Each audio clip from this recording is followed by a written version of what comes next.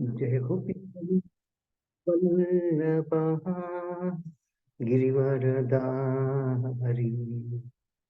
जय गोपीचन वल्लभा गिरिवरधारी। यशोदनंदन व्रज जन रंजन। यशोदनंदन व्रज जन रंजन। तीरा वनचारि यमुना तीरा वनचारि। जय राधा माधव कुंज बिहारी। जय राधा माधव कुंज बिहारी। जय गोपीचन वल्लभा गिरिवरधारी। जय गोपीचन वल्लभा गिरिवरधारी। यशोदानंदन व्रज जन रंजन। यशोदानंदन व्रज जन रंजन। यमुना तीरा वनचारि यमुना तीरा वनचारि। जय राधा माधव कुंज बिहारी। हरे कृष्ण कृष्ण कृष्ण हरे हरे। हरे राम राम राम हरे हरे। हरे कृष्ण कृष्ण कृष्ण हरे हरे। हरे राम राम राम राम हरे हरे। हरे कृष्ण कृष्ण कृष्ण हरे हरे। हरे राम राम राम राम हरे हरे। हरे कृष्ण कृष्ण कृष्ण कृष्ण हरे हरे। हरे राम राम राम राम हरे हरे। हरे कृष्ण कृष्ण कृष्ण हरे हरे। हरे राम राम राम हरे हरे। हरे कृष्ण कृष्ण कृष्ण हरे हरे। हरे राम राम राम हरे हरे। हरे कृष्ण कृष्ण कृष्ण हरे हरे। हरे राम राम राम हरे हरे।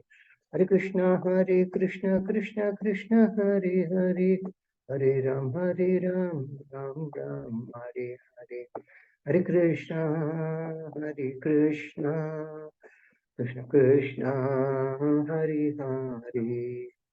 हरे राम राम राम हरे हरे। हरे कृष्ण कृष्ण कृष्ण हरे हरे। हरे राम राम राम हरे हरे। हरे कृष्ण कृष्ण कृष्ण हरे हरे। हरे राम राम राम हरे हरे। जय प्रभुपादा जय प्रभुपादा जय प्रभुपादा शील प्रभुपादा। जय प्रभुपादा जय प्रभुपादा जय प्रभुपादा शील प्रभुपादा। जय विष्णु भगवान प्रत्यक्ष सूत्र सदस्य श्रीमती स्वयं जैसे श्री वेदांत स्वामी श्रील प्रभुपाद की जय। इसका संस्थापक श्री प्रभुपाद की जय। जय विष्णु भगवान प्रत्यक्ष सूत्र सदस्य श्रीमद भक्ति सिद्धांत सरस्वती गोस्वामी महाराज प्रभुपाद की जय। जय विश्व करो विश्वदत्त भाई महाराज की जय। जय विश्व सत्यानंद श्री भक्ति विनोद ठाकुर की जय। जय विष्णुवाद वैष्णव शरण श्री जगन्नाथ दास बाबू महाराज की जय।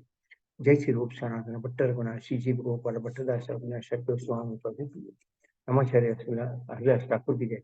प्रेम से श्री कृष्ण चैतन्य प्रभु नित्यानंद श्री अद्वैत गदाधर शिवासादि गौर भक्तवृंद की जय। श्री श्री राधा कृष्ण गोप गोपीनाथ श्याम कुंड राधा कुंड गिरिवर्धन की जय।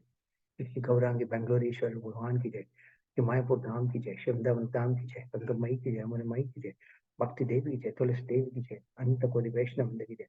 श्री हरिनाम संकीर्तन की जय। ग्रंथराज श्रीमद् भागवतम की जय। इस्कॉन वर्तमान गुरुवंत की जय। समाविद वक्तव्य की जय। गौरव प्रेमानंदे हरि बोल। All glories to the assembled bodies. All glories to the assembled bodies. All glories to the assembled bodies. All glories to Sri Guru and Sri Gauranga. All glories to Sri Prabhupada ki jai. Om Namo Bhagavate Vasudevaya. Om Namo Bhagavate Vasudevaya. Om Namo Bhagavate Vasudevaya. Narayanam Namaskritya Naram Chaiva Narottamam. Devim Saraswati Vyasam Tato Jayavudhire. Ashtaprayeshva Patreshu Nityam Bhagavata Sevaya. Bhagavati Uttama Sloke Bhaktir Bhavati Naishtihi. Hare Krishna. Welcome you all to this Saturday morning Srimad Bhagavatam class.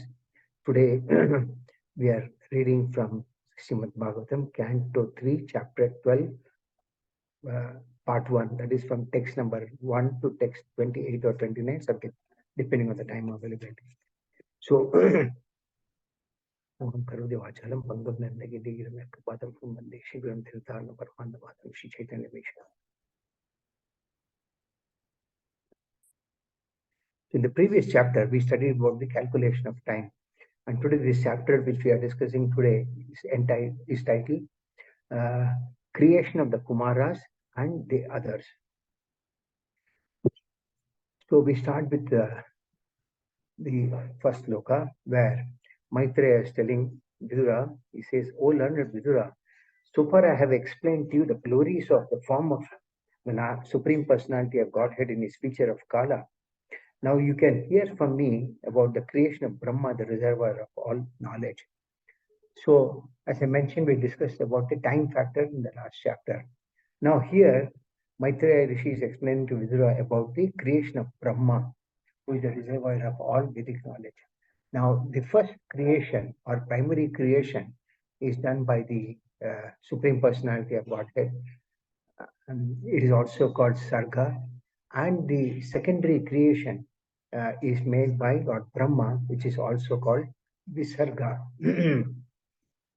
The example is given just like in a supermarket, you will have the owner of the supermarket, and he creates so many departments and appoints departmental managers, and each and which is compared to the Sarga, and the respective departmental managers have their own respective roles.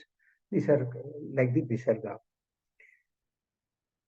Now here, in this particular aspect, we see how Brahma creates and how step by step the creation takes place in this material world. So material world is basically created to house the conditioned souls who want to be independent of the Lord.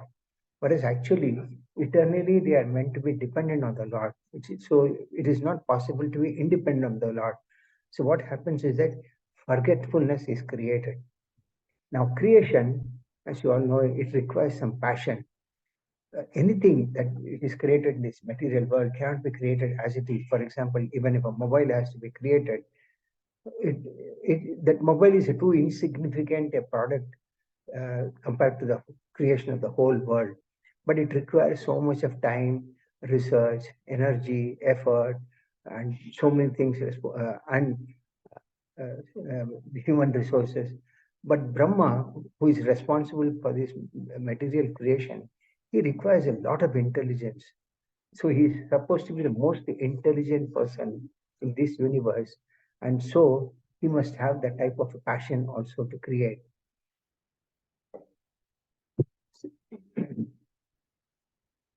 But Brahma, being a very advanced devotee, is the best devotee in terms of his intelligence in this material manifestation. So he's been given this uh, position of creation. So now we go to text number 2. It's an important sloka. I'll read the sloka also. Prasarjatrendatam misram atatam misram adikrit mahamoham cha moham cha tamascha jnana Pratyaya. So the translation says, Brahma first created the nascent engagements like self-deception, the sense of death, anger after frustration, the sense of false ownership, and the illusory bodily conception or forgetfulness of one's real identity. So before creating the giving forms to the uh, various living entities, Brahma has to first create ignorance or what can lead to forgetfulness of one's real identity. So he creates five types of ignorance, and we will go through each one of these one by one.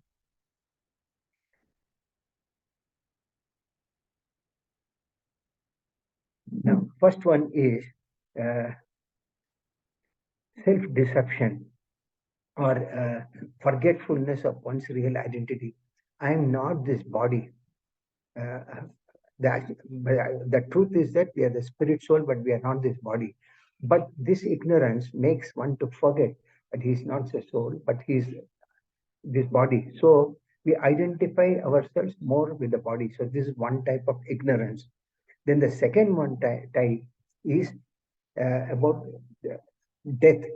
Now, generally, people tend to think that this life is all in all, though they may know that they may one day have to die or leave the body, but they are not too concerned about death and what should be done at the time of death, so that they don't take birth again in this, enter the cycle of birth and death again in this material world. So they, due to identification with the body, material body, they feel that this is all in all. But actually, the spirit soul that is there within the body, the Atma, that has neither birth nor does it have death. The third type of ignorance is anger. Sometimes, not sometimes, many times we think that something belongs to me. And when somebody also claims that to be theirs, then we start getting angry. So we get frustrated. What happens is we start thinking, how is it that something that belongs to me can be claimed by somebody else? It's an example. And when we get frustrated about that, we become angry. The fourth is false identification with material nature. Now, we identify ourselves with this material nature, consisting of the three modes, that is goodness, passion, and ignorance. And we identify ourselves with this material nature, and we claim false proprietorship of all that is there, which belongs to the Supreme Lord.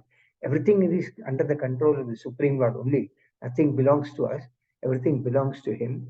But for a moment of time, we tend to think that it belongs to me. So, all these material resources are actually offered to the living entities for a peaceful living and for discharge of duties in the process of self realization. Because we are all conditioned in this material world, as I described, that we want to be independent of the Lord, which is not possible. So the Lord gives us an opportunity by placing us in this material world to realize whether we can really be independent of Him or not. So when we come here, the Lord also gives us facilities for us to sustain our living, and that is meant for peaceful living and for also discharge of our duties in the process of self realization. But what happens is that due to false identification, the conditioned soul becomes entrapped by the sense of false ownership of the property of the Supreme Lord. We claim whatever we see to be ours, and then we say this is I and this is also mine. Everything that I see belongs to me. So this is another type of illusion. And lastly, the bodily conception, forgetfulness. Due to bodily conception, we forget our real identity. Our real identity is that this soul, which is inside our body, which is a part and parcel of the Supreme Soul or the Paramatma, has no other duty but to be as eternal servant of the Lord. We are meant to serve, not meant to be served.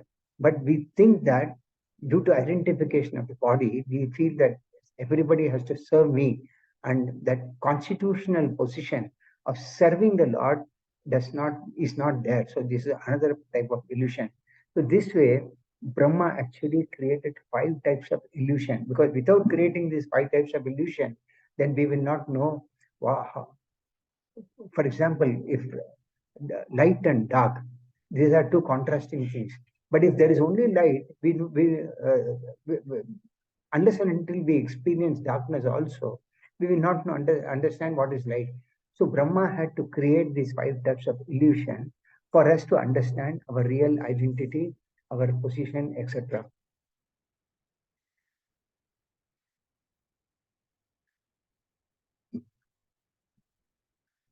Now, now here, as we see from now on, Brahma actually gives form to the sea, to the various forms of life. But it's just like the Lord creates the seeds, and Brahma cannot create these seeds. And a farmer plants the seeds in various fields, waters it, nurtures it, and then they say various plants grow. So Brahma actually assembles all the ingredients that are provided by the Supreme Lord and gives form or the various forms of life to the various living entities depending upon their karma, their desire, and so many other aspects. This is what Brahma does, and this is what is called Visarga.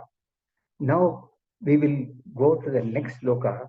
Now here, the sloka number 3, the translation says, seeing such a misleading creation as a simple task, Brahma did not feel much pleasure in his activity, and therefore he purified himself by meditation on the personality of Godhead.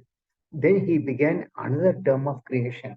So Brahma created these 5 types of ignorance, but though he created these 5 types of ignorance, he was not satisfied, because he thought this is a very thankless task that I have performed, because he is also a Vaishnava.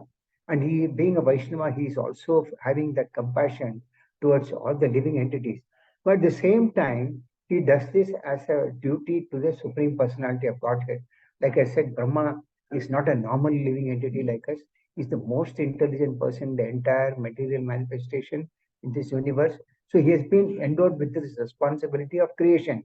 So he has to perform his duty, and he performs his duty as a duty as a servant of the Supreme Lord. We have our duty to perform when we work somewhere. Like that, Brahma has got to fulfill his duty also. So he creates this prison house for us, and he creates ignorance, 5 types of ignorance. But later, what happens after he creates these 5 types of ignorance? He feels disappointed. He feels that out of compassion, that it is not the right thing he has done. So he feels guilty also at the same time. And but he cannot escape, because he has also to perform his duty. Also, the point is that Brahma is also not independent of the Lord. Being a living entity in this material world, is also a great devotee of the Lord. He performs his task also depending on the Lord. Now, Brahma does not misuse his independence. Rather, those living entities like us who misuse our independence, and he gives an opportunity, just like a prison house, to correct, reform ourselves. So the Lord also facilitates through Brahma to create a material manifestation like this, where we come here and then realize, like I mentioned, what is darkness and what is light, what is our real happiness. Are we able to enjoy separately from the Lord by forgetting about the Lord, or we return back to our original constitutional position of being a servant of the Lord and derive happiness by serving the Lord? So this is an opportunity that is given to us by being put in this material world. So happiness depends on by performance of one's activity. But sometimes when we perform a good activity, we feel very happy. And sometimes when we perform an activity which may not be very conducive, we may feel very unhappy. So Brahma, being a Vaishnava, he also feels disappointed. He feels unhappy by performing, having created these 5 types of ignorance. But Brahma facilitates the jiva, whatever desires the jiva has got, by the mercy of the Lord. He doesn't do it independently. Text number 4. Translation. In the beginning, Brahma created 4 great sages named Sanaka, Sananda, Sanatana, and Sanat Kumara. All of them were unwilling to adopt materialistic activities because they were highly elevated due to their semen's flowing upwards. So first Brahma created 5 types of ignorance. So after feeling disappointed, now he creates 4 great sages. These are the 4 Kumaras: Sanaka, Sananda, Sanatana, and Sanat Kumara. So, and all of them were actually unwilling to adopt materialist activities because they were highly elevated due to their semen going upwards. They were all Naistika Brahmacharis. Now, here the important point is that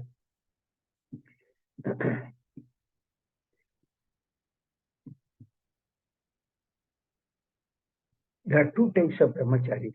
One is an Naistika brahmachari who are eternally brahmacharis. Eternally means they are brahmacharis throughout their life, right from their birth, and they live a life of brahmachari celibacy throughout their life. And the other one is Upakudvana brahmachari. That means who live as celibate and as till until they get married, and then after marriage they enter the maintain that celibacy. Of course, as you all know, there are 2 aspects in Grihastha also. One is a Grihastha where one lives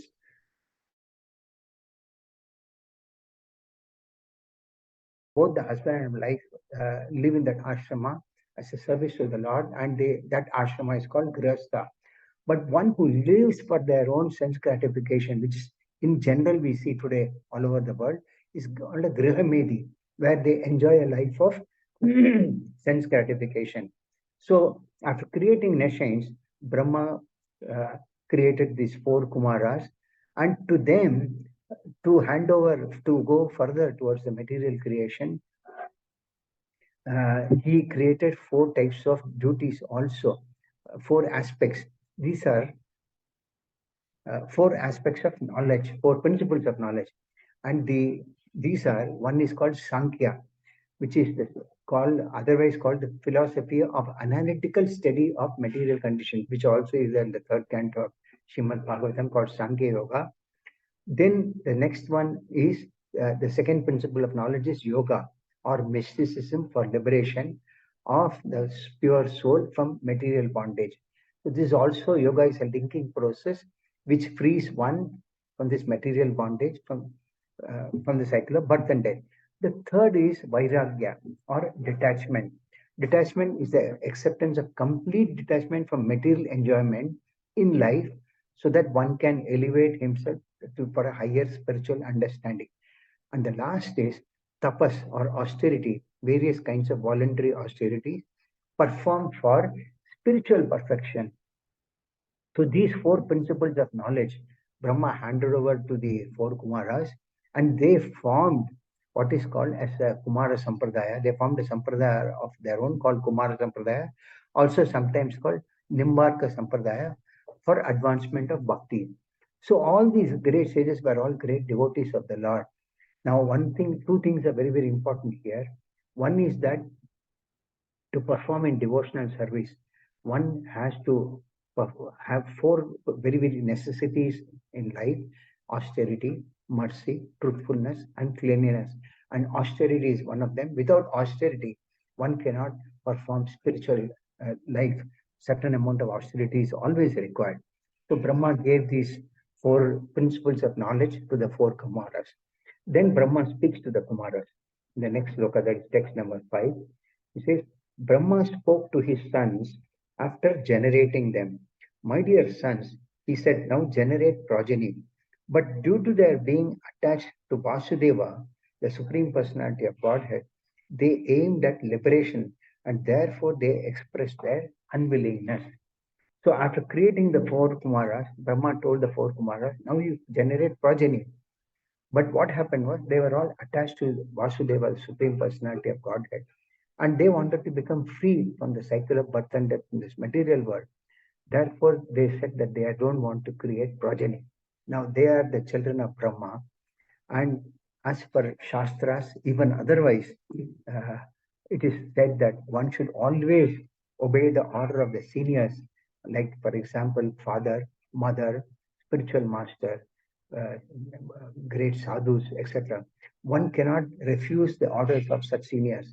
Now, the four sons of Brahma, they declined because they did not want to become family men on the request of their father.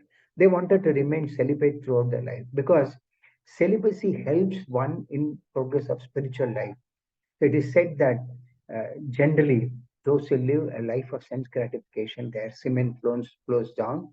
But those who really want to perfect their spiritual life, their semen does not fall down. Rather, by practice of celibacy, the semen flows upwards, and it rather helps in perfecting the tissues of the brain, which are necessary for spiritual understanding and spiritual progress.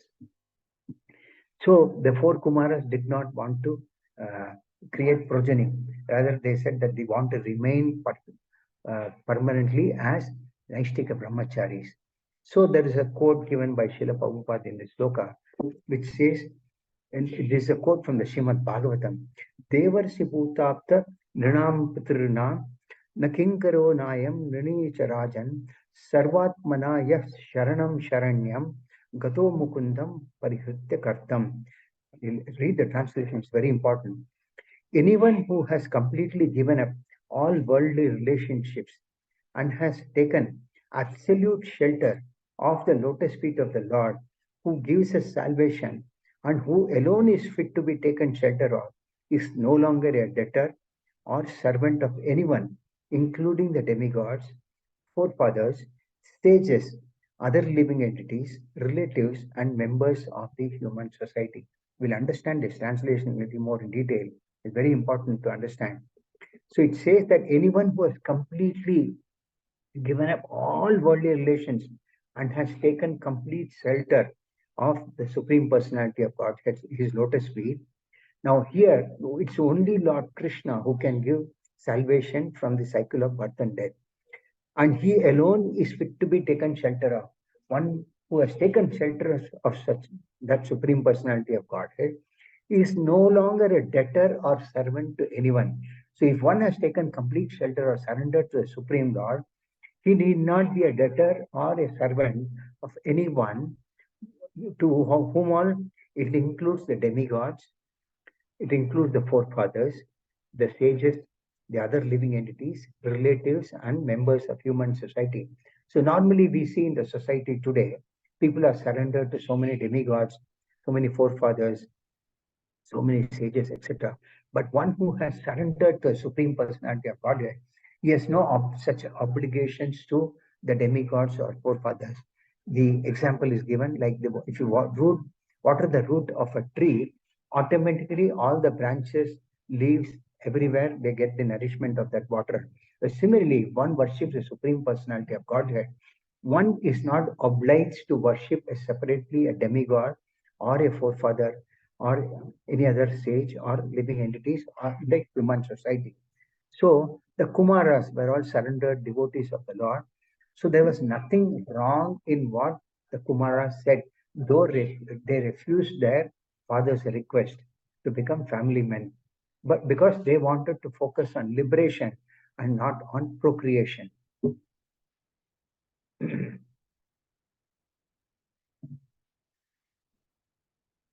These brahmacharis, Naishtika brahmacharis, are also called Urdu Reta Saha, which means that those who never discharge their semen.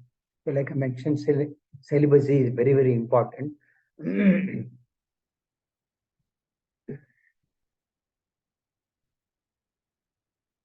It is also said that one who keeps himself a pure celibate, not discharging his semen, the result is that after his death, he goes to Satyaloka or Brahmaloka.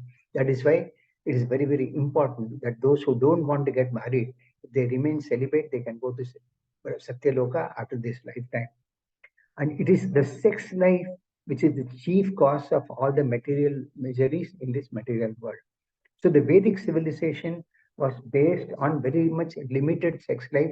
That is why the Grihastha was allowed, not Grihameti.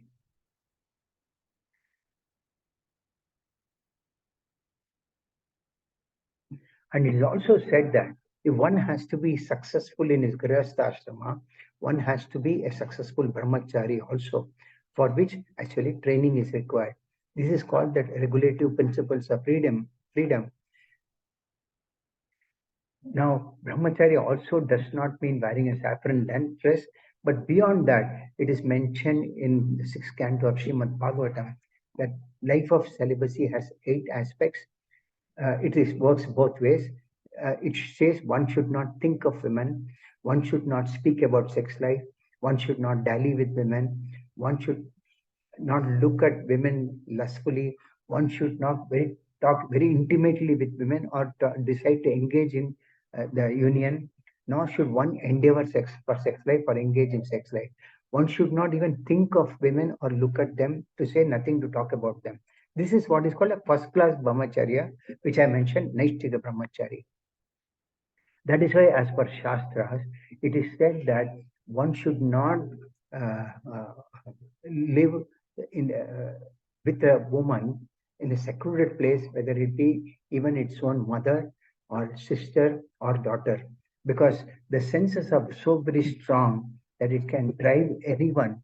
And we see it is very, very common these days, uh, a father forcing himself on a daughter, or somebody forcing himself on his sister and or mother, so forth, which has become a common practice these days. The reason is that with the progress of Kali Yuga, that situation is deteriorating day by day, and sense control is very, very difficult. Now, here at this point of time, there is also an example given in the fifth canto of Srimad Bhagavatam, where King Priyavrata, he was asked by Lord Brahma to create progeny, for which he had to marry. King Priyavrata was also a great devotee of the Lord, but he agreed to create progeny, for which he had to get married. And he agreed also. So there are two contrasting examples. One of the Kumaras whom they didn't want to create progeny, they disobeyed their father's order. And the other is King Priyavrata, who obeyed his order. Rather, he left his previous ashrama to enter into Grihastha ashrama to create progeny. So both the ashramas are right. The point is that one must understand which ashrama is suitable to whom. One should not accept a celibate ashram just for the sake of, it's not just a bad question of wearing a saffron dress, but one should also observe the principles which I mentioned earlier. So an ashram is one which helps progress in devotional service. So Kumara's celibacy helped them, whereas for King Priyavrata, the Grihastha ashrama helped him progress in devotional service. So now we go to the text number 6. So on the refusal of the sons to obey the order of their father, there was so much anger generated in the mind of Brahma, which he tried to control and not express. So actually, Brahma is in charge of the mode of passion, like I mentioned in the beginning of the class. Is because to create, one must have a lot of passion. So it is natural that if one is passionate, there can also be certain amount of anger generated in that person. So when the Kumaras refused to obey his father's order, Brahma felt very much disappointed and he felt angry. So though the Kumaras were right in their own perspective, but because of being in charge of the mode of passion, Brahma is in charge of the mode of passion, Vishnu in the form of goodness, and Lord Shiva in the mode of ignorance. So since he's in the mode of passion, he somehow got angry, and uh, out of that anger, we will see here what happens. Brahma tried to control that anger, but he could not control, but uh, therefore that anger came out from his eyesight. And the next loka, it is said that now anger is something that it is not that anger is not required in life. Sometimes anger is necessary also, but a pure devotee's anger is different from uh, normal anger, which otherwise a lusty person gets. Those who are lusty, they also get anger. When lust is not satisfied, anger arises, greed arises. But pure devotee's anger is something different from, this is transcendental anger. For example, Hanuman, he utilized his anger to set Lanka on fire. Srila Prabhupada also used to get angry many times, and he said that anger is required to bring a certain level of discipline, because sometimes if anger is not, for example, there's also a quote as to how Arjuna had to be create a certain amount of anger had to be incited in Arjuna so that Arjuna could be ready to fight. Now, in a battlefield, Kshatriya has to fight, and if it's only they get a little bit of there is a certain amount of anger, they can fight successfully. So, anger is also required, but one should understand the difference between the material anger, which we normally see, and the transcendental anger. Srila Prabhupada also mentioned that sometimes anger is also required. So, there's an example given that one time when Srila Prabhupada was in the one of a large, huge gathering in the USA or somewhere, Srila Prabhupada was addressing the crowd on the process of self-realization. And one hippie stood up and he said that, can anyone see, has anyone seen the self? So Srila Prabhupada gave him the microphones and asked him to speak. He said that in Kali Yuga, Kali Yuga has anyone started? Then Srila Prabhupada asked him, what understanding you have about your own self? So the hippie started arguing, and Srila Prabhupada asked him, what is your authority? And there was a big argument between Srila Prabhupada and that hippie. And everyone was alarmed to see how both of them were discussing. And finally, Srila Prabhupada gave his authority, and whereas the hippie could not say what authority he had. So Prabhupada also got a little bit angry, and when Mataji got up, and she also got angry. But then that anger was something to chastise that particular the hippie due to that particular situation that was created by him. So this is how sometimes devotee also uses anger in the service of the Lord. There is also an example of how the Lord's anger, as Lord Ramayana, he agitated the ocean because he wanted to cross over.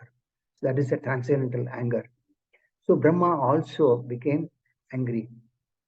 The next sloka it says, although he tried to curb his anger, it came out from between his eyebrows, and a child of mixed blue and red was immediately generated. So in the purport it is mentioned, the face of anger is the same whether exhibited due to ignorance or knowledge. So anger, whether it comes out of ignorance or knowledge, the face of anger is the same. So Brahma tried to curb his anger, but he could not do so. And it is mentioned that anger in its true color came from between the eyebrows of Brahma as Rudra in a mixed color of blue and red.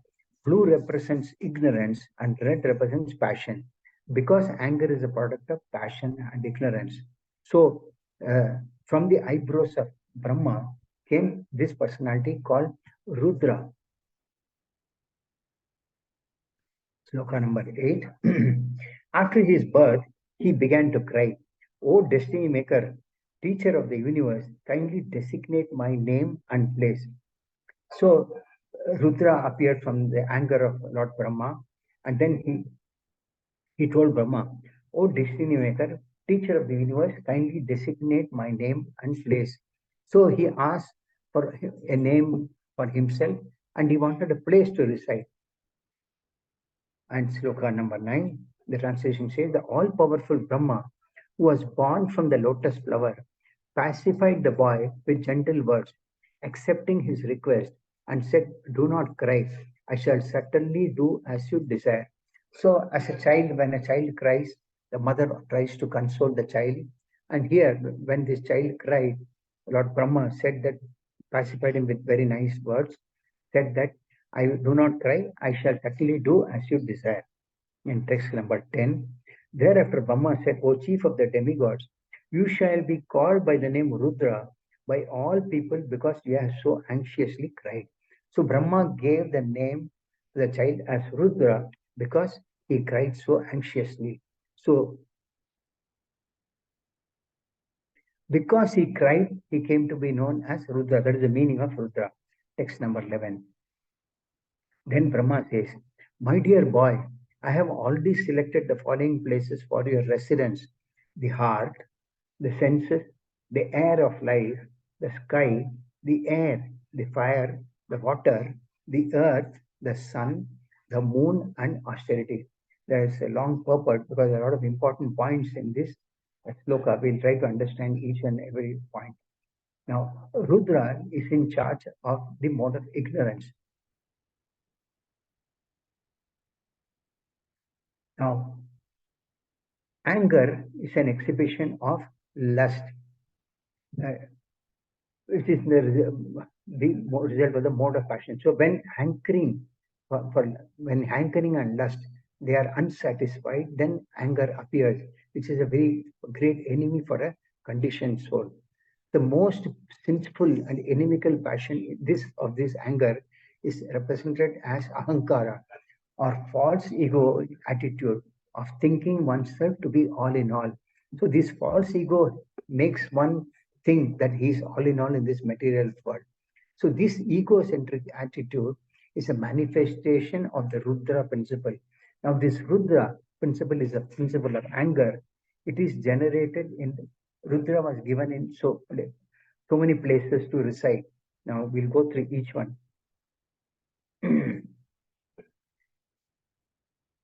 Now, anger develops in the heart and further manifested through various senses like the eyes, hands, and legs. So, when a man is angry, he expresses anger with red eyes. So, we see that many times when people get angry, their eyes become very red hot. That is a Rudra principle. And sometimes he makes a display of clenching his fists or kicking his legs. So many times we see when people are very, very angry, they start kicking their feet or they clench their fist. This is an exhibition of the Rudra principle. Then, when a person is angry, he breathes very, very rapidly. You see that he breathes very, very fast. So, thus, this Rudra principle is also present in the activities of breathing. Sometimes we see the sky is overcast with very, very dense clouds. Sometimes during monsoon, we see very dense clouds and thunder. We see here thunderstorms and all.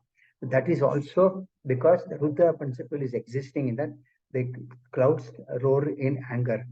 Sometimes we find that wind blows very fiercely. That is also a Rudra principle. Many times we see that sea water is agitated by strong winds. That is also an expression of the Rudra principle. And of course, in fire, there is a blaze, we say blazing fire. That is also a place where Rudra principle is existing. So these are all principles of Rudra, which Brahma gave him all these places to reside. Also, it is said that there are many earthly creatures who represent this Rudra principle. For example, snake, tiger, and lion. They are all representations of Rudra. And many times it is said that when we have an extreme heat, that these are all cases of heat, and they result in heat stroke, and sometimes extreme coldness created by the moon. So where there are many people, they collapse. So these are all great, great sages. They are empowered with the uh, due to austerities and philosophy, these things, and they are all representations of principles of anger and passion. Another example that is given here, the purport is about Durvasa Muni. He was also a great sage, and he exhibited this Rudra principle when he picked up a quarrel with Ambrisha Maharaj. And another example that is given is about Parikshit Maharaj, where the Brahmana boys cursed him for to die in 7 days' time. So that is also an exhibition of Rudra principle. So it is mentioned that when this Rudra principle is exhibited by persons who are not engaged in devotional service, that person falls down from the peak of his improved position. So we have seen that there is a quote in Bhagavad Gita also. When anger arises, one loses his intelligence, and from that one is deluded, and then he leads to his fall down. So a person who becomes angry in the material world on material reasons or causes, he loses his intelligence and his memory is bewildered and he falls down gradually. So now we go to the text number 12, where Lord Brahma continues. Lord Brahma said, "My dear boy, Rudra, you have 11 other names: Manyu, Manu, Mahinasa, Mahan, Shiva, Ritadvaja, Ugradeta, Bhava, Kala, Vamadeva, and Dhritarprata. So these are all other 11 names for Rudra. Then text number 13. O Rudra, you also have 11 wives called the Rudranis, and they are as follows: Di, Dhriti, Rasala, Uma, Niyut, Tarpi, Aila, Ambika, Iravati, Swata, and Diksha. So Brahma gave 11 names for Rudra, and he also gave 11 wives. Now, text number 14. Brahma tells Rudra, my dear boy, you may now accept all the names and the places designated for you and your different wives. And since you are now one of the masters of the living entities, you may increase the population on a large scale. So Brahma gave Rudra his names. He also designated places for Rudra to stay, which we discussed.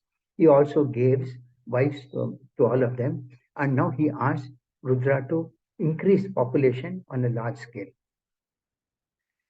Now, here one important point is mentioned the purport by Srila Prabhupada, which says that Brahma, as the father of Rudra, selected the wives for his son and the living places and his names as well.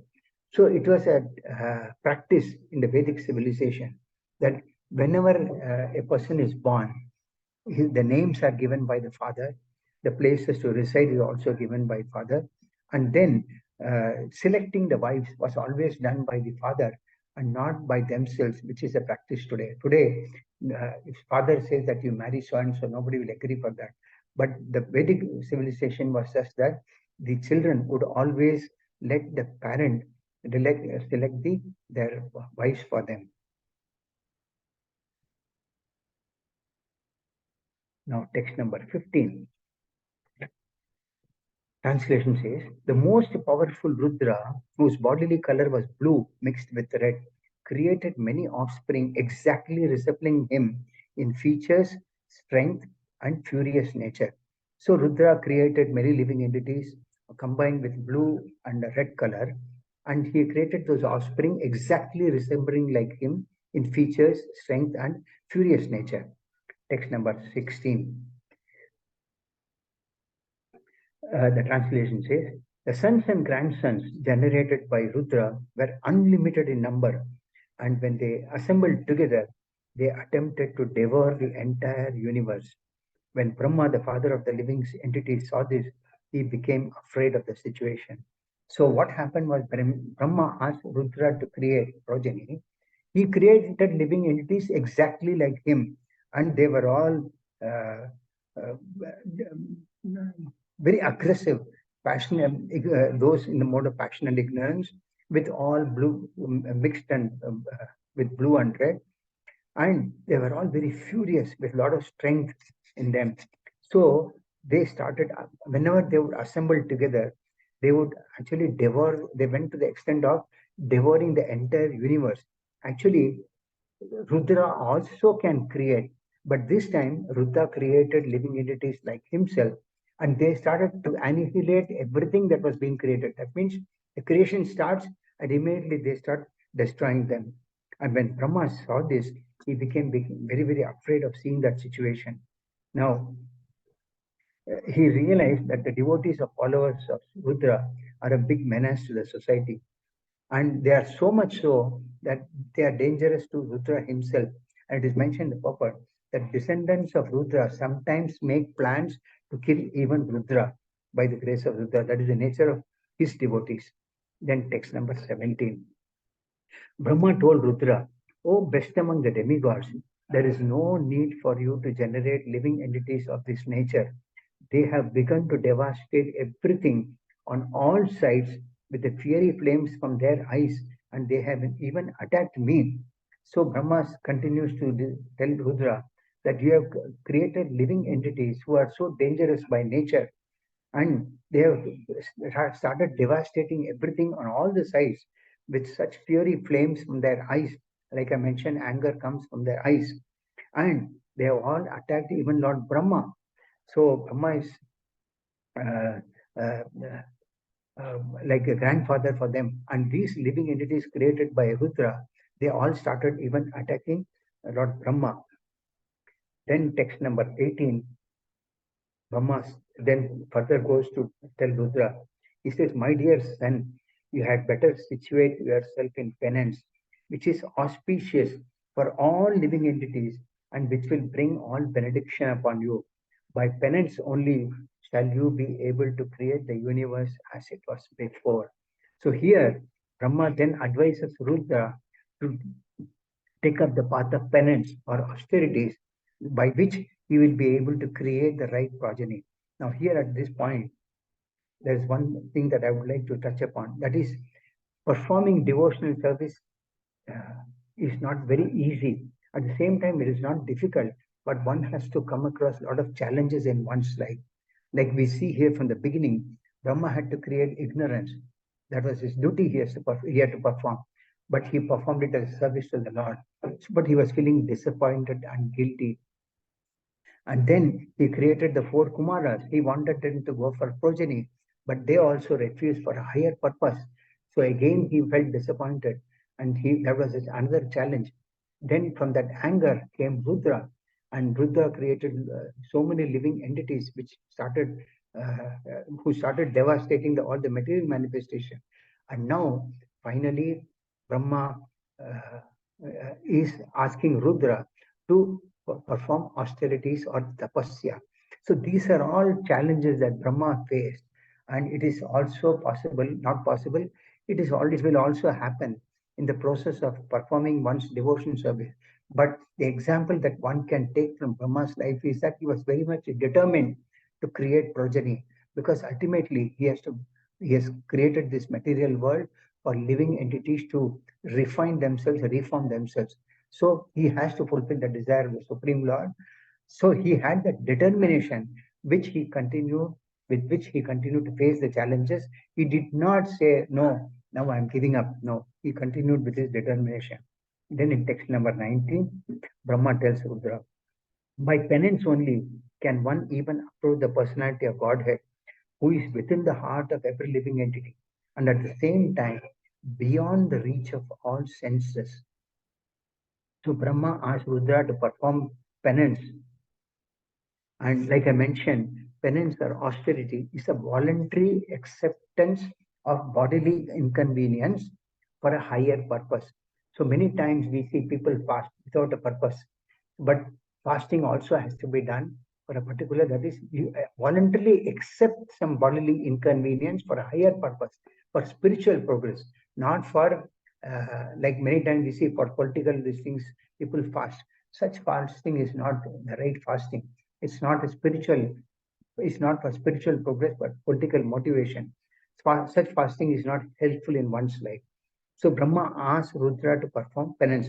Like I mentioned, penance is one of the important necessities for one to have uh, progress in spiritual life.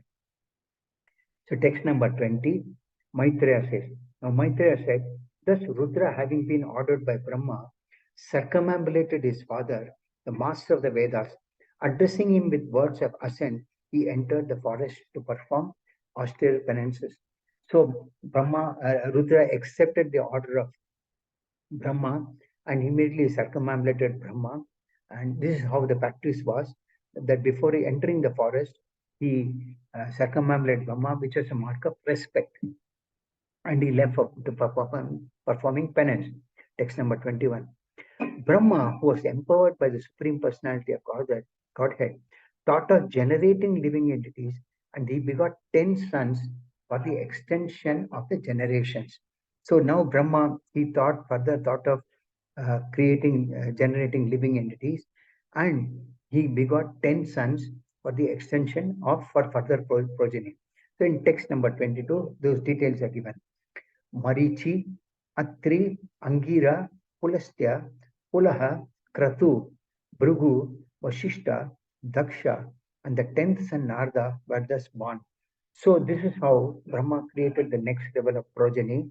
And there are 10 sages. Here it is mentioned. The 9 sages, the first 9 names which I mentioned, they were all given activities, responsible activities that are mentioned the Karma Kanda activities. Now, Karma Kanda has got a lot of rituals, and these sages were given those rituals as in charge, because some activity has to be entrusted to each one of them. So the 9 sages were given activities from the Karma Kanda section of the Vedas, whereas Narada, uh, who is also one of the sages, he is a representation of bhakti. That means Narada is that is why it is mentioned that Narada Muni was the highest among all the sons of Brahma, because ultimately it is only the devotional service that pleases the Supreme Lord. Karmakanda section also is an indirect way, but then the purpose of understanding is to please the Lord. So Narada was the personification of devotional service. So he was the best among the sons of Brahma. Text number 22. Narada was born from the deliberation of Brahma, which is the best body part of his body. Vashishta was born from his breathing, Daksha from a thumb, Bhrigu from his touch, and Kratu from his hand. So from various parts of the body of Brahma, various personalities took birth, and the best one was Narad Muni.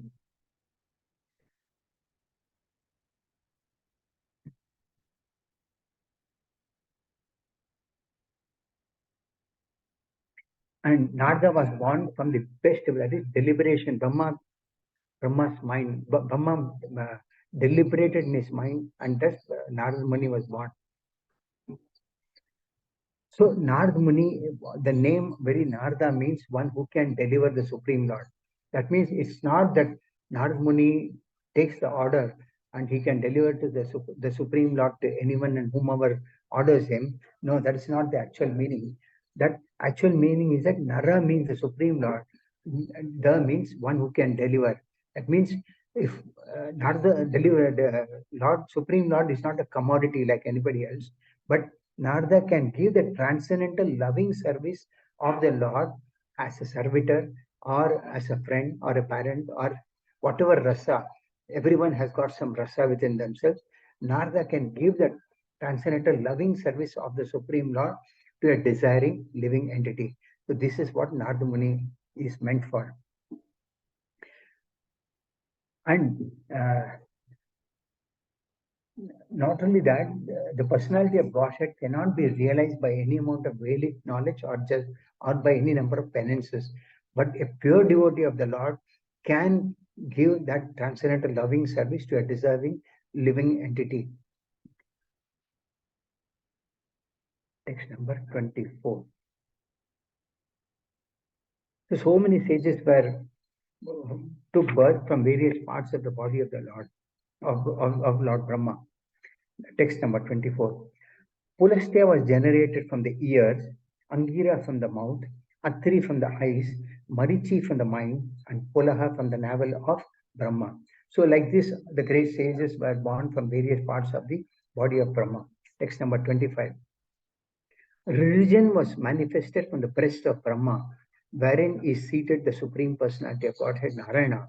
And irreligion appeared from his back, where horrible death takes place for the living entity. So we'll discuss this verse in detail because it is very important. So religion manifested from the place where personality of Godhead is personally situated. That means the Lord is situated in everyone's heart as the Paramatma. So the significance is that religion means devotional service to the personality of Godhead. Religion does not mean anything else, but as we see in the Srimad Bhagavatam also, Savai Pumsam Paro Dharmo Yado Bhakti Adokshade Ahaituki Apratihata Yeyatma Suprasidati. The supreme occupation for all humanity is that by which men can attain to loving devotional service unto the transcendental Lord. And such devotional service must be unmotivated and uninterrupted to completely satisfy the self. So real religion means taking up to the path of devotional service to the Lord. Dharma, or this is the meaning of dharma or religion. There is no other meaning of religion but to take up the ultimate point of religion is to take up to the loving devotional service to the Supreme Lord. And that devotional service must be uninterrupted and unmotivated. That is the purpose of real religion. So, religion manifested from the breast of Brahma. This is where the Lord is seated in everyone's heart. And irreligion appeared from his back, where horrible death takes place for the living entity. So, example is given that when one is attacked by an enemy, one is apt to endure attacks from the back and to protect himself carefully from all attacks on the chest. So when somebody is attacked, somehow he sees that he is not attacked from the front. So he tries to protect from the back. So that is where irreligion comes. The real religion or devotional service is generated from the chest, the seat of Narayana. And anything which does not lead to the devotional service of the Lord is irreligion. So the irreligion comes from the back of Lord Brahma, from where horrible death takes place. So it is said even scientifically that when one leaves the body, life air leaves, and those who are very, very sinful, the life air leaves through the back, through the anus. This is also said in even by the doctors also. So religion manifested from the heart of Brahma, that is from the chest, and irreligion from the back of Brahma. Text number 26. Lust and desire became manifested from the heart of Brahma, anger from between his eyebrows, greed from between his lips, the power of speaking from his mouth, the ocean from his penis, and low and abominable activities from his anus, the source of all sins. So here we see how so many things manifested from various parts of the body of Brahma. We'll read from this a little bit. Uh, Lust and desire, it is very difficult to give up unless and until one takes up the path of devotional service. So when one is frustrated in lust and low desires, anger is generated from the mind and expressed from between the eyebrows. So anger got generated from the eyebrows of Brahma.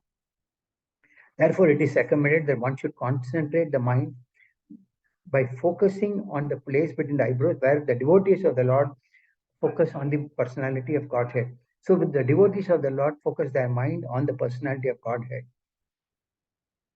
Now, there are in number of desires that manifest. Desire is the basic reason for one's activity to be performed, and these desires are innumerable. There is no end to these desires. So, when desire is drives a person to activity, and lust is created, and when lust is not satisfied, anger arises. So a devotee of the Lord always has the Lord in his mind, and he does not need to be desireless because all his desires are in relationship with the service of the Lord. So devotee also has got desires, but they are in conjunction with the desires of the Lord, that is to serve the Lord. Lord has got a desire that his children serve him through the process of devotion service, and devotees are also in sync with the desire of the Lord. Then the power of speaking is called Saraswati, or the goddess of learning, and the birthplace of the goddess of learning is the mouth of Brahma. So sometimes, even if a person is endowed with the favor of the goddess of learning, it is possible for his heart to be full of lust and material desires, and his eyebrows to display symptoms of anger. So we might see somebody who might be in knowledge, but still he is lusty and he is full of anger also. So it does not mean that just because somebody is learned, he is free from lust and anger. So good qualification can be expected only from a pure devotee who is always engaged in the thought of the Lord. That means one who practices devotional service, he becomes free from all the mundane qualities because he is always engaged in the service of the Lord, always engaged in samadhi, that is engaged in the thought of the Lord. He becomes free from all unwanted qualities. Text number 27. Sage Kardama, husband of the great Devahuti, was manifested from the shadow of Brahma. Thus, all became manifested from either the body or the mind of Brahma. So, as we know, Sage Kardama Muni manifested from the shadow of Brahma. Kardama Muni was a very great devotee of the Lord, and his wife was Mother Devahuti, and who was born in the mode of goodness. And he manifested from the shadow of Brahma. And Narada was the person who was born in a transcendental state. That means Kardamuni was born from the mode of goodness, and others were either in the mode of passion or ignorance. But Kardamuni was the mode of goodness, and Narada was born in a transcendental state. Text number 28. O Vidura, we have heard that Brahma had a daughter named Vak, who was born from his body and who attracted his mind towards sex, although she was not sexually inclined towards him. Here, there is a long purport. We will try to understand a little bit from here. So, here, Maitreya Rishi is explaining to Vidura. Now, here, there's one important point that when someone creates, the consciousness of that living entity is very, very important. That is why it is said that when a man and woman unite, Srimad Bhagavatam mentions as to how consciousness of both of them is very important to generate good living entities. There is an example in Srimad Bhagavatam how Priyavata had a son named Agnitra. When Priyavata had a lusty desire, so when he had union, he had a lusty desire, so he got a son called Agnitra, and he had a desire to go to Pitraloka. So one who actually becomes a devotee of the Lord wants to go back to Godhead.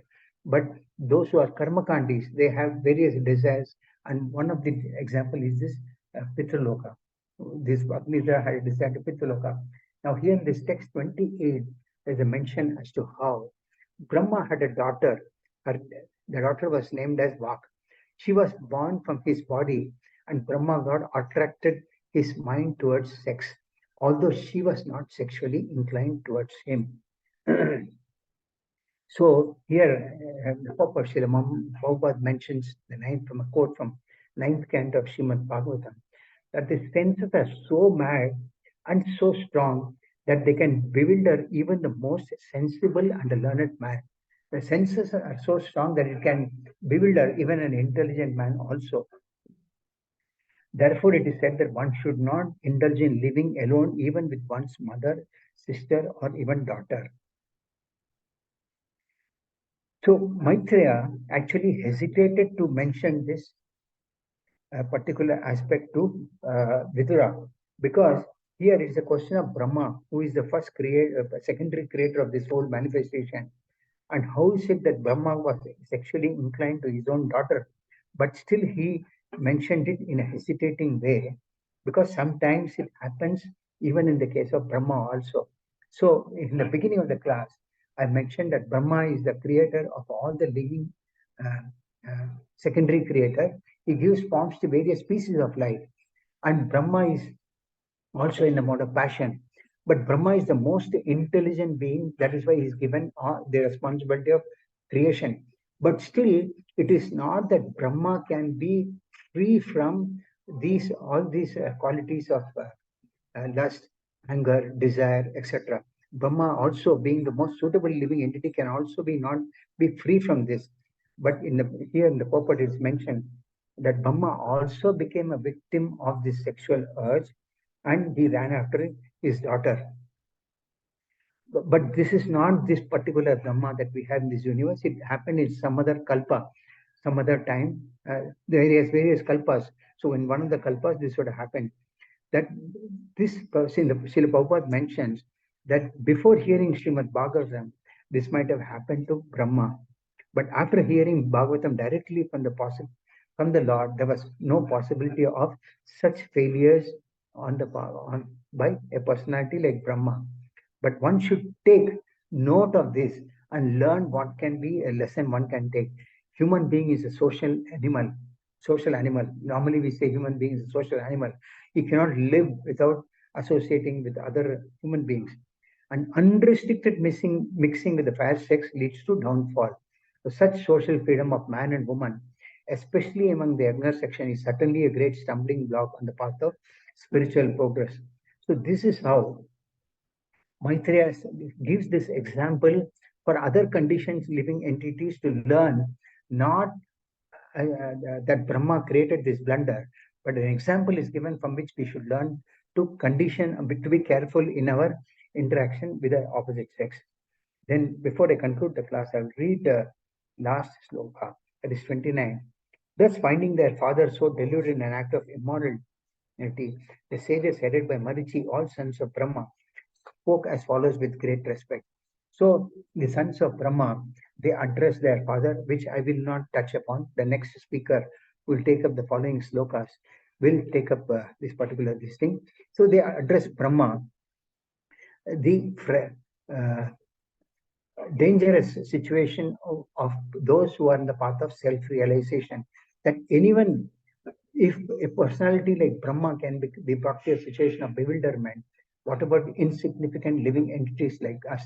It is an example. There's an example given in the Srimad Bhagavatam, how Lord Shiva, who is also a great, he is supposed to be Vaishnavanam Yatha Shambho, greatest of all the Vaishnavas, he got bewildered seeing the Mohini Murti form of the Lord, which was very attractive for him. So he started running after her. So the point is that any living entity who takes birth in this material world can also become bewildered by seeing such attractive forms. So one should be very careful.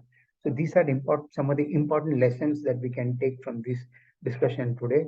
And we see how Brahma had to go through so many challenges in the task of his performing devotional service to the Lord.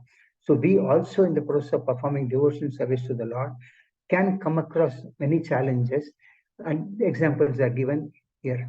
So we must be determined that under any circumstances, I will not become a victim of lust, anger, or greed. Rather, these are challenges I will take up and progress further in the path of devotional service by performing austerities or penances to satisfy the Supreme Personality of Godhead, Krishna. So this is what I have for the day. Now, for the next 2 minutes or 3 minutes, I can take some questions, some comments if you all have.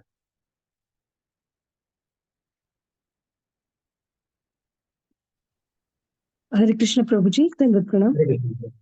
That was from Mataji. Yes, Mataji, tell me. Prabhuji, if is it the sibling relationship only applies to the material world or also to the transcendental world? Can you explain the question a little more in detail? Yes, Prabhuji, if Rudra has been created by Brahma, Daksha is also the son of Brahma.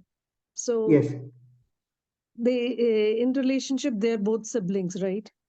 Yes, correct. So what is your question? That's what. If that is the case, then Daksha's daughter got married, right, to Yes. Lord Shiva. So I was asking if the sibling relationship only applies into the material world and not in the transcendental world. I mean, we should not look at in that way. When you say sibling relation should not be looked at in the material world, you mean to say the sensitivity of relationship between father and daughter, mother and son? Is that what your question is? Yes, Prabhuji. Okay. Thank you very much. It's a good question. Relationship with father, as you see, generally we see daughters get attracted to father, the sons have attraction to their mother. Now, this relationship is there existing. Even Mother Yashoda had attraction towards Krishna. The thing is that we should be very careful in such a relationship. Rather, we should not be driven by a lusty relationship. And this example is given for us so that that original relationship which is there as a parent and child, that should be there and not driven to a lusty desires. So when one takes up to the devotional service of the Lord, automatically all the other lusty desires go off from a person's heart. Then the natural relationship exists. One can understand, yes, that they are my children. I should be with them like children. And even the Shastras, it is said that as they grow up, you cannot take the position of correcting the children at a certain age. So one has to have different approach as children grow up in their life. As they become grower and grower, you cannot take a stick and show them the stick. There are different ways of handling children, but the relationship of is there existing definitely. It has to be in that form only and not go beyond that. That is the actual meaning. Did I answer your question? Yes, Prabhuji. Another thing what I wanted to ask is that the Daksha's daughter was Parvati, right? I mean, Yes. so Yes. that happened in different kalpas, right? Yes.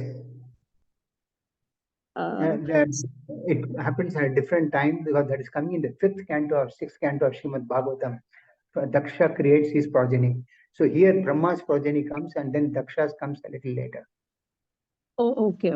Then there's two different things. So Rudra created this demon. So in the first place, the demons were created this way, is it? In the very first place, how demons were created? Which demon you are talking about here at this particular situation? In today's class, reference you are asking about a demon in today's class? Yes, Prabhuji, because you said Rudra created the progeny, right? Yes, So they were all the like demonic nature. Yes. So what is the question? So the demonic nature in the first place were created. Yes. By this progeny, is it? Rudra principle. No, see, there's we have a chapter called Divine and Demonic Natures, right? So the Yes. the demonic nature in the very first place, how was it Yes. created? I think that was already covered in the previous chapters of Srimad Bhagavatam, where it mentions about how devotion service also can be performed in various modes like goodness, passion, and ignorance. So when one performs devotion service in the mode of goodness, his nature is different. When one performs devotion service with some anger, with greed, with envy, that is in the mode of ignorance. So similarly, devotional service also can be performed in the mode of passion. So the three modes are always there interacting with each other and try to dominate a living entity depending upon the type of association each one has got. So someone has got an association with a very lusty background. His material nature drives him to such a situation. So that is why it is always good to associate with devotees of the Lord who has got divine qualities. But if one associates with those with demoniac people, they have such demoniac qualities, and the person also starts getting such qualities in himself through the bad association. So both divine and demoniac are created. This was there in the previous canto, the previous chapters of our Srimad Bhagavatam. That is also explained. Right, Prabhuji. In the sense, so the demons also have certain divine qualities. At the same time, the divine entities also have certain demonic nature. Okay, Yeah, for example, if you take Bali Maharaj, he was born with a demoniac background, but his qualities were divine. That's why he could surrender to Vaman Deva. So it's a combination of both in the case of Bali Maharaj. So sometimes Vritrasura was a great devotee of the Lord, but he was born as a demon. So both qualities are there. Yes, because this takes to another story that Samudra Mantana, the Rahu and Ketu, it is through their blood drops that onion and garlic were created on the material world, right? So just 2 drops, now the entire world, they go behind this onion and garlic. So in case if any of the demigods had, I'm just, assuming if their drops were fallen on the earth, then what would be the implication is what I'm just asking. What drops were fallen there? Like there are 33 crore demigods, each one taking care of each function in this material world. So somebody must be taking care of that also. Okay, Prabhuji. Okay. Thank you, Prabhuji. Thank you. Hare Krishna. Anybody else? Any other question?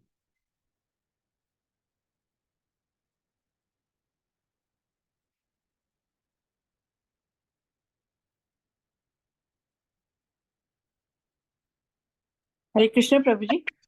Hare Krishna, Mataji. Prabhuji, Brahman gets the sound of tapa tapa in the beginning, and that's how he starts creating. So when does he actually listen to Bhagavatam in Sukhdev's this thing, or he listens to Bhagavatam even before that? It is mentioned that Brahma heard the Srimad Bhagavatam from the Supreme Lord himself. And this incident of Brahma happened before hearing Srimad Bhagavatam. So after he heard Srimad Bhagavatam from the father, in one Kalpa, Brahma heard Srimad Bhagavatam directly from the Lord. In fact, the Vedas also emanate from the Lord and were passed on to Brahma. That's how Brahma is a representation of Vedic knowledge. Okay, so the even Bhagavatam is from Brahma, not from like Vyasadeva and Sukadeva. No, in one place it is mentioned that here also it is mentioned that Brahma performed this activity before he heard Srimad Bhagavatam. So there is a mention that Brahma also heard Srimad Bhagavatam from Lord Krishna. Thank you. Like how Bhagavad Gita was spoken by Krishna, even the Bhagavatam is spoken from spoken. Spoken to Thank Brahma. you. Thank you. Thank you, Mani. Krishna, Hare Krishna, Dhanavad Prabhu. Hare Krishna. Dhanavad Prabhu. Anybody else? Any other questions?